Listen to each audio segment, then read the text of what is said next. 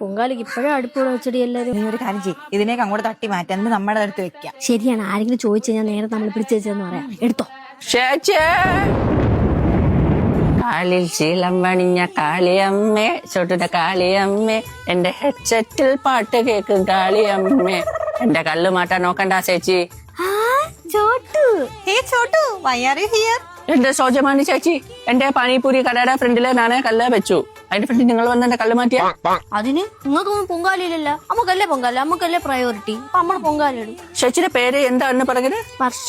വർഷ ചേച്ചി. നമ്മുടെ നാട്ടിൽ നിന്ന് എല്ലാവരും പൊങ്കാല ഇടാൻ ഡിബ്രുഗഡ് വിവേക് എക്സ്പ്രസിൽ കയറിയിട്ട് എന്തായാലും കറക്റ്റ് സമയത്ത് എത്തും. അങ്ങനെ പറഞ്ഞാൽ എങ്ങനെ ചോട്ടു ശരിയാവണം? നമ്മുടെ നാട്ടിൽ പൊങ്കാലയുടെ നമുക്ക് കുഞ്ഞ സ്ഥലം വേണ്ടേ? അരെ പൂർണിമ, അന്നെ എന്റെ കൂടെ വന്നിട്ട് ട്രെയിനിൽ സ്ഥലമില്ലാന്ന് കരുതി നീ തിരിച്ചു പോയി എന്നെ പറ്റിച്ചു.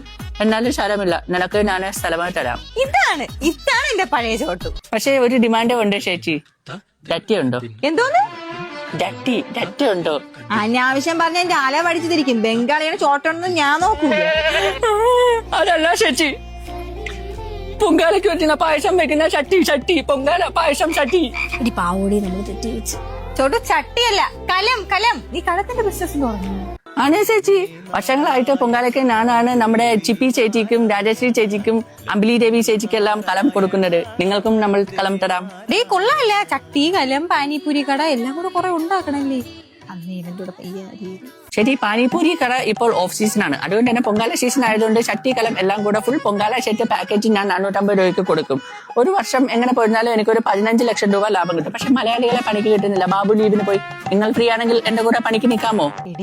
4 ദിവസം കൂടെ പണിക്ക് പോയി 1 ലക്ഷം രൂപ വരെ നമുക്ക് വേണ്ടി നടത്താം. ചേച്ചി അങ്ങനെയല്ല, ഇങ്ങനെ ഇരിക്കുക, അപ്പൊ നല്ല സുഖം കിട്ടും.